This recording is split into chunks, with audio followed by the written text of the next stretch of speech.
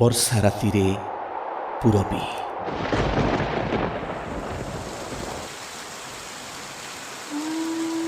ସହଜେ ତ ବର୍ଷା ଋତୁ, ତହିଁରେ ପୁଣି ବର୍ଷଣ ମୁଖର ଏ ରାତି।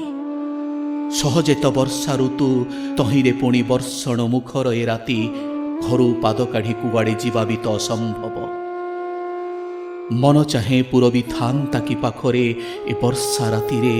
ଉଷୁମ ହାତରେ ତାର ଧରିଥାନ୍ତା ମୋ ହାତ, ଆଉଁସି ଦେଉଥାନ୍ତା ତାକୁ ଠିକ୍ ଗୋଟେ କପୋତର ପିଠିକୁ ଆଉଁସି ଦେଲା ପରି।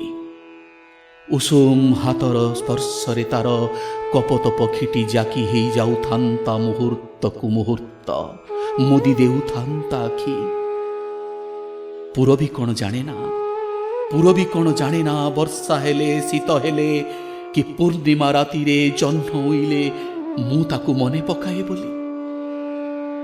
ତାର କ'ଣ ଏତିକି ବି ହୃଦୟ ନାହିଁ, କହନ୍ତା ନାହିଁ ସେ ଥରେ ହେଲେ ଚିଠି ଲେଖି ଏ ବର୍ଷା ରାତି ଏ ରଙ୍ଗଣୀ ଫୁଲ ତାକୁ ଉନ୍ମନା କରୁଛି ବୋଲି।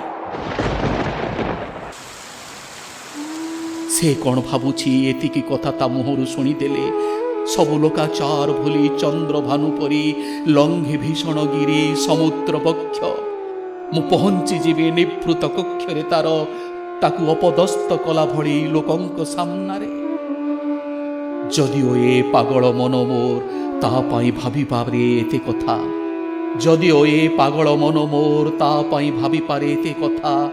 ଏ ବର୍ଷା, ଏ ଶୀତ, ଏ ଶୀତଳ ଚନ୍ଦ୍ର କିରଣ, ଏ ନଈ କୂଳ ଆଉ ତା ଭିତରେ ପୁରବୀର ଉପସ୍ଥିତି।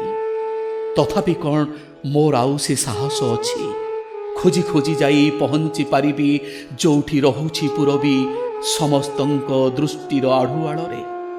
ଆଉ ଠକ୍ ଠକ୍ କରି ତା କବାଟ କହିପାରିବି ତାକୁ, କବାଟ ଖୋଲ ପୁରବୀ, ମୁଁ ଆସିଛି ତମର ପ୍ରିୟତମ, ଖୋଜି ଖୋଜି ତମ ଦେହର ଗନ୍ଧ। ମୋତେ ତା ଦୁଆରେ ଦେଖି ସେ ହେଇଯିବ ଆଶ୍ଚର୍ଯ୍ୟଚକିତ, ପଚାରିବ ହଠାତ୍ ଏମିତି ଅଚାନକ କିଛି ଖବର ନ ଦେଇ। ମୁଁ କ'ଣ ଆଉ କହିପାରିବି ସେତେବେଳେ ଯେ ଭାରି କଷ୍ଟ ଲାଗିଲାଣି ସହି ସହି ଏକାକିତ୍ୱ। ଢେର ସହିଲିଣି ଜୀବନ ସାରା, ଆଉ ସହିପାରିଲି ନାହିଁ ଆଜିର ଏ ବର୍ଷା ରାତି।